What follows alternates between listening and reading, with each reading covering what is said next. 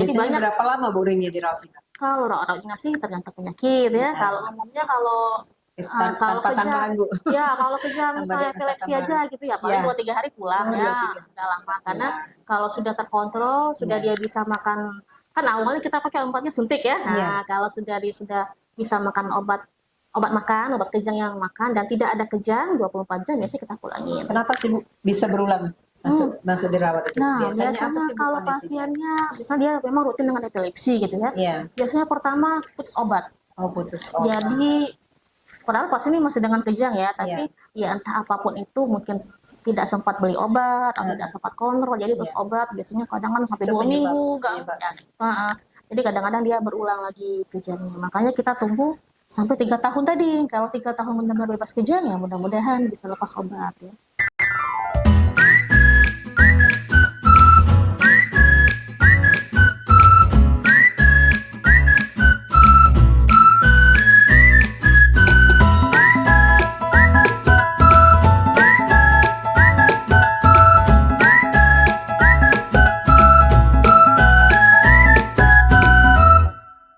Selamat pagi semua, selamat datang di podcast Obsasi Rabai. Assalamualaikum warahmatullahi wabarakatuh. Tidak banyak orang tahu kalau 26 Maret itu adalah merupakan Purple Day of Epilepsy atau Hari Epilepsi. Karena sampai saat ini stigma negatif tentang epilepsi itu atau AYAN masih melekat di masyarakat. Sebagian besar masyarakat masih menganggap epilepsi adalah penyakit menular dan tidak bisa disembuhkan, sehingga penderita mengalami kesulitan untuk bersosialisasi. Stigma tersebut berdampak pada keluarga dan penderita epilepsi yang menutupi keadaannya, sehingga penderita epilepsi tidak bisa tertangani secara optimal dan banyak penderita epilepsi merasa dikucilkan oleh lingkungannya. Telah hadir bersama kita Dr. Dian Destriana, dokter spesialis saraf, yang akan membantu kita memahami apa itu epilepsi secara lebih mendalam. Selamat datang Ibu Dokter Dian, apa kabar? Dipersilakan Ibu Dokter langsung memperkenalkan dirinya. Pada sahabat Obsasi Rabain, perkenalkan saya Dr. Dian Destriana, spesialis neurologi. Saat ini saya bertugas sebagai spesialis neurologi di Rumah Sakit Umum Daerah HM Rabain Muara Enim. Sebelum ini saya sempat menempuh pendidikan dokter umumnya di Universitas Sriwijaya, lalu melanjutkan spesialis neurologi di universitas yang sama, yaitu Universitas Sriwijaya. Baik, mari hapus stigma, ayo peduli epilepsi. Kita mulai ya Bu ya. Boleh. Baik, Ibu Dokter cerita dong tentang sejarah epilepsi Bu. Bagaimana pandangan masyarakat terhadap epilepsi itu sendiri seiring waktu. Oke. Jadi kalau yang saya baca-baca, epilepsi ini sebenarnya udah hadir sekitar 4.000 tahun sebelum Masehi. Jadi sudah penyakit yang sudah lama sekali dikenal oleh masyarakat ya.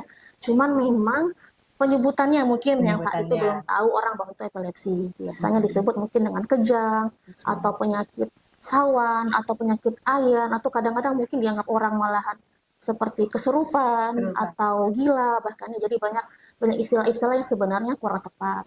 Namun seiring berjalannya waktu, semakin lama sudah semakin banyak masyarakat yang sudah aware gitu ya, sudah semakin banyak yang paham bahwa kejang itu ya kejang AYAN atau epilepsi, dan sudah semakin banyak pula yang mulai sadar untuk berobat ya, walaupun memang belum maksimal ya.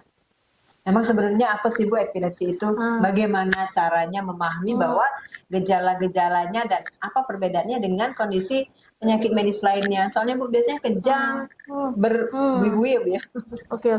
Jadi kalau epilepsi itu dari perhimpunan epilepsi dari ILE itu pengertiannya adalah kejang yang terjadi lebih dari 2 atau lebih yang tidak diprovokasi selama lebih dari 24 jam. Jadi kalau baru 1 kali kejang belum bisa kita sebut epilepsi ya, kecuali ada pemeriksaan tambahan gitu ya. Jadi kalau sudah 2 kali kejang yang tidak ada provokasi apapun, tiba-tiba saja kejang dan lebih dari 24 jam, itu bisa kita curigai suatu penyakit epilepsi. Apalagi tadi? Oh, gejala ya. Iya, Gejala. Jadi kalau kejang itu sebenarnya banyak macamnya ya. Iya.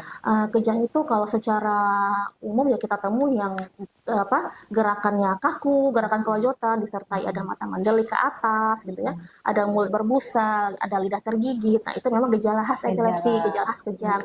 Tapi ada beberapa juga yang kejang yang tidak seperti itu. Misalnya kejangnya tiba-tiba seperti melamun, bengong. Jadi bengong aja di kita kasih kayak gini-gini nggak ada sadar gitu, itu bisa juga merupakan suatu bentuk kejang. Namanya serangan absans gitu ya, dan itu merupakan tanda epilepsi. Ada juga dia kejangnya hanya bergerak separuh badan. Jadi misalnya cuma tangan kanannya aja yang bergerak sendiri tanpa disadari gitu ya, dan tidak bisa dihentikan. Bisa juga itu merupakan suatu kejang. Jadi memang kejang itu cukup luas dan tidak tidak cuman sekedar yang kaku kelojotan mata mendelik ke atas tadi ya. Namun jangan salah pula, ada juga kejang yang sebenarnya bukan epilepsi. Maksud saya begini, kadang-kadang ada kejang yang nampaknya kejang tapi bukan kejang gitu ya. Misalnya kayak gelisah, ngamuk-ngamuk. Jadi kadang-kadang sepertinya kejang tapi bukan. Itu juga kadang-kadang salah persepsi. Kalau kayak gitu ya berarti tetap diperiksakan bahwa dipastikan bahwa itu memang kejang atau bukan. Apa sih penyebab utamanya dari kejang epilepsi itu? Jadi kalau penyebab epilepsi itu sebenarnya banyak macamnya.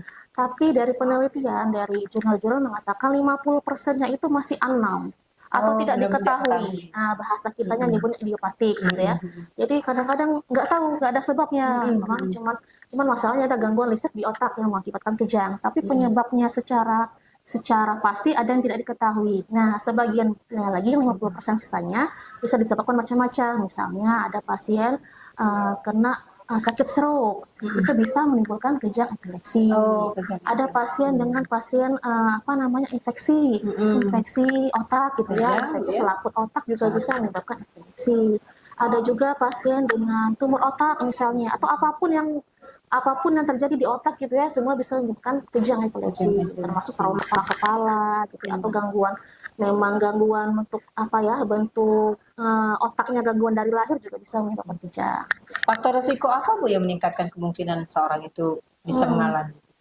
Kalau yang sifatnya idiopatik atau tidak diketahui tadi ya nggak jelas ya, cuman memang untuk serangan kejangnya biasanya ada pemicu-pemicu tertentu, misalnya biasanya sih lelah ya, capek, stres gitu ya. Jadi meningkatkan faktor untuk tercetusnya kejang itu sendiri. Kalau yang penyebab yang macam-macam tadi ya tadi tergantung, kalau yang ada serangan stroke bisa dia menimbulkan kejang, walaupun tidak semuanya. Untuk di rumah sakit kita sendiri banyak Bu ininya? Wah banyak. Soalnya kita sering mendengar bahwa stigma negatif itu kan masih melekat epilepsi. Bagaimana stigma itu mempengaruhi kehidupan sehari-hari pada penderita dan keluarga? Jadi kalau cerita di kabupaten kita ya, ini banyak ternyata pasien kejangnya, pasien epilepsi. Sebagai gambaran saja, kalau misalnya pasien kontrol gitu ya di poli ada 30 orang satu hari, itu bukan kadang-kadang ya, rata-rata 30%-nya itu pasien epilepsi. Itu yang baru yang ibaratnya terdeteksi, yang sadar mau berobat gitu ya. Tapi kan ada banyak kasus yang belum mau berobat ya, entah belum mau atau kayak mana, entah malu atau keluarganya tidak tahu. Nah, untuk stigma tadi memang sebenarnya kalau sekarang sudah agak lumayan ya, katanya nggak separah dulu. Kalau dulu kan orang ngamuk-ngamuk ayan tuh orang sudah takut ya, dikira bakal nular gitu kan, dikira bakal tidak sembuh, padahal tidak ya. Memang masih ada kasus-kasus tertentu yang pasien lambat penanganannya. Ada beberapa pasien yang sudah berapa lama kejangnya? Sudah 10 tahun. Kenapa baru berobat sekarang? Karena baru tahu harus berobat ke saraf. Selama ini kemana? Ke orang pintar, ya mungkin kita nggak pintar gitu ya. Jadi berobatnya ke orang pintar, ke dukun, mungkin dikira, ada yang bilang dia nih kena guna-guna, kesurupan, masih banyak yang kayak gitu ya. Jadi pandangan orang masih seperti itu. Cuman ya sudah lumayan sih dibandingkan ibaratnya dulu waktu saya masih kecil mungkin, atau saya masih kuliah S1 ya, sekarang sudah lumayan ya, kesadaran masyarakat sudah mulai meningkat gitu ya. Apa sih Bu yang harus dilakukan masyarakat itu untuk mengurangi stigma itu terhadap epilepsi sehingga bisa memberikan dukungan yang lebih baik kita terhadap dampaknya? Ya pertama kita harus tahu dulu epilepsi ini kan tidak menular. Iya, Jadi jangan tidak berpikir bahwa oh kalau aku ngobatin pasien atau aku deket-deketin itu nanti Ketularan. karena aku kena gitu kan, Iya. enggak ya. Lalu yang kedua, epilepsi ini bisa sembuh. Oh, bisa sembuh. Ya, jadi tidak sekitar 70% pasien epilepsi itu terkontrol. Nah, sekitar setengahnya lagi itu bisa bebas obat. Oh, Jadi bebas. ada beberapa pasien kita yang sudah berhasil lepas obat dan nggak kontrol lagi, ya mudah-mudahan aman ya, nggak kena kejang lagi, jadi dinyatakan sembuh gitu ya. Jadi bukan berarti epilepsi ini hal yang menakutkan yang harus minum obat seumur hidup gitu ya, bisa. Jadi sebagai masyarakat mungkin yang kita lakukan mungkin kalau ada kerabat kita gitu, ada kerabat atau ada teman satu lingkungan, satu RT, mungkin satu arisan gitu ya, atau satu komunitas yang lain lah ya. Kalau memang ada dengar-dengar, oh kemarin kayaknya anak saya atau orang tua saya pernah kayak kejang, yang mungkin bisa didorong kayak itu ya, cobalah periksa, Coba periksa. periksa Diajak ke, ke rumah sakit. iya, diajak ke, kalau belum ke rumah sakit ya ke dokter dulu, Iya, gitu kan, iya. biar dia bisa ada pandangan yang lain gitu, nah Iya. bahwa yang bantu kita untuk Iya. meningkatkan kesadaran Iya. masyarakat ya. Baik. Nah, kalau rumah sakit kita sendiri, Bu, kenapa sih menjadi pilihan yang ideal untuk apa namanya pengguna BPJS? Oke, alhamdulillahnya rumah sakit kita nih fasilitasnya lumayan lengkap ya, alhamdulillah ya. Cukup takjub sih saya sejak balik ke sini. Alhamdulillah kita punya CT scan gitu ya. Kalau emang ada dia kelainan otak kan bisa kita deteksi gitu ya. Yang kedua kita ada EEG ya, alat elektroencephalografi.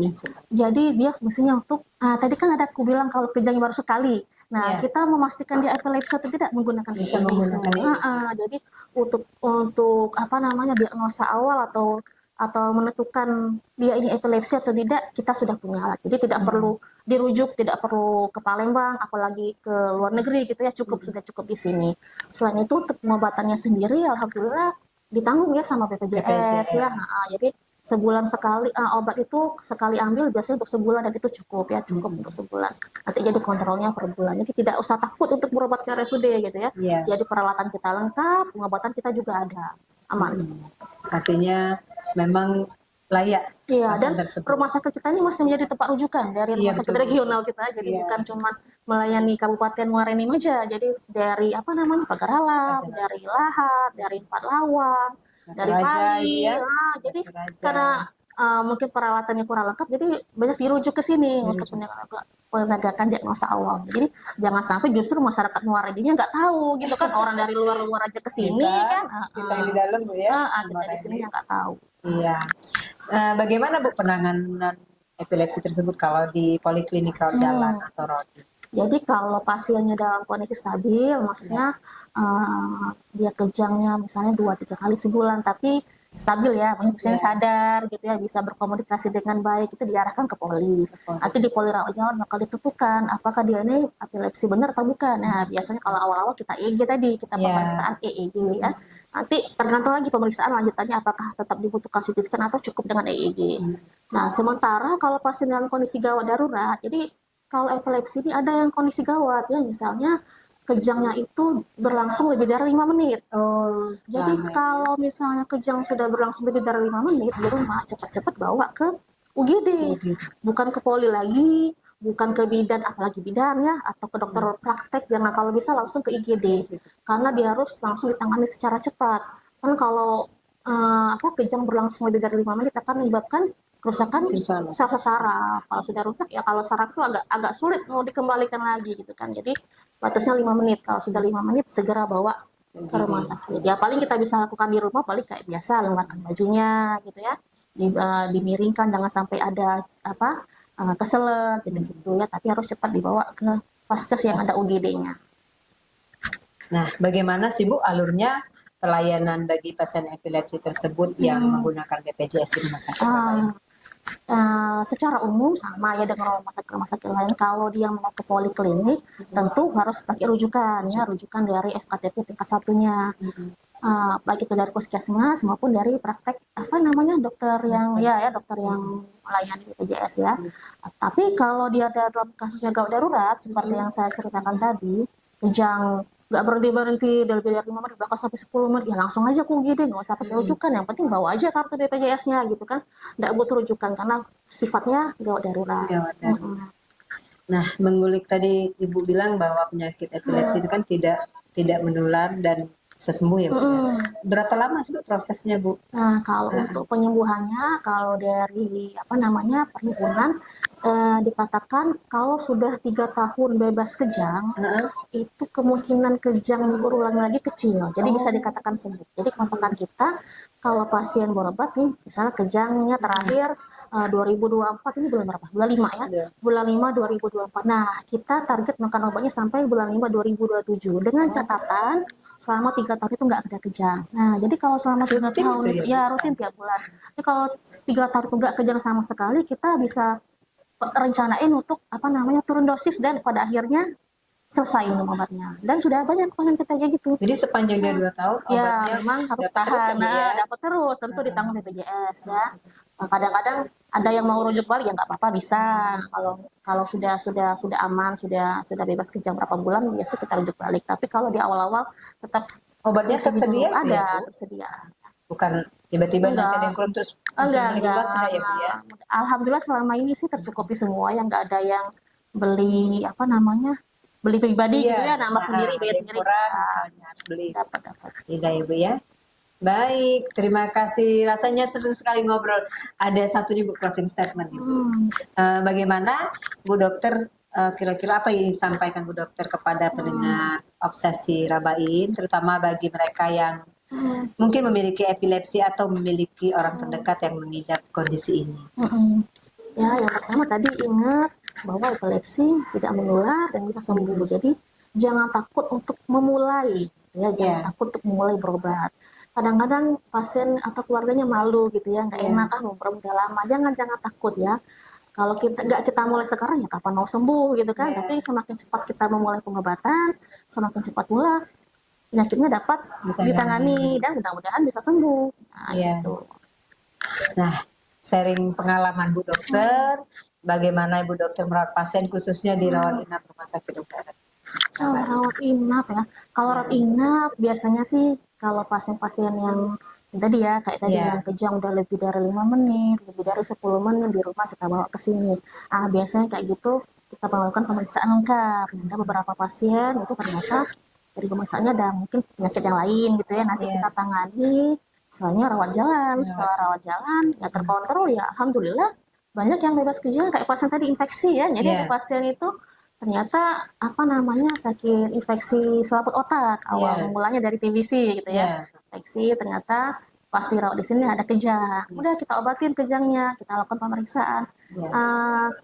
Berapa bulan ini udah nggak kejang lagi, udah aman dia, terkontrol 3 bulan tuh nggak ada kejang lagi. Jadi banyak. Berapa lama Bu ringnya di rawat inap? Kalau rawat inap sih tergantung penyakit ya. Kalau umumnya kalau kejang, kalau kejang misalnya epilepsi aja gitu ya, paling 2-3 hari pulang ya, nggak lama. Karena kalau sudah terkontrol, sudah dia bisa makan, kan awalnya kita pakai obatnya suntik ya. Nah, kalau sudah bisa makan obat kejang yang makan dan tidak ada kejang 24 jam biasanya kita pulangin. Kenapa sih Bu bisa berulang masuk dirawat itu? Nah, biasanya apa sih kalau pasiennya, misalnya dia memang rutin dengan epilepsi gitu ya. Biasanya pertama putus obat. Putus obat. Jadi padahal pasien ini masih dengan kejang ya, tapi ya entah apapun itu mungkin tidak sempat beli obat atau tidak sempat kontrol, jadi terus obat biasanya kadang-kadang sampai 2 minggu jadi kadang-kadang dia berulang lagi kejangnya. Makanya kita tunggu sampai 3 tahun tadi. Kalau 3 tahun benar-benar bebas kejang ya mudah-mudahan bisa lepas obat ya. Tapi kalau baru 1 bulan jangan dulu. Untuk di Rumah Sakit Rabain berapa banyak sih Bu case-nya Bu? Banyak ya. Kalau tadi kayak aku bilang tadi, kalau 1 hari itu ada 30 pasien rawat jalan, itu 10-nya pasien epilepsi. Wow. Nah, jadi bisa dikira-kira. Wow. Jadi kalau 1 minggu berapa kita? 5 hari. 5 hari 100 pasien, berarti 30-an pasien, lumayan ya. Lumayan banyak.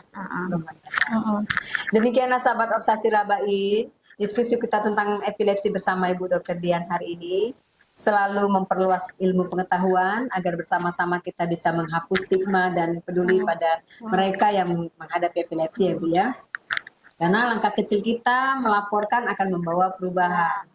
Terima kasih tim podcast, terima kasih tim Humas, terima kasih tim PKRS, terima kasih Rumah Sakit Umum Daerah Dr. Haji Muhammad Rabain melalui Kabag Bina Program dan Publikasi yang telah memfasilitasi kegiatan hari ini. Telah berlalu musim durian, buah berduri manis isinya. Terima kasih Bu Dr. Dian untuk materi dan wawasannya.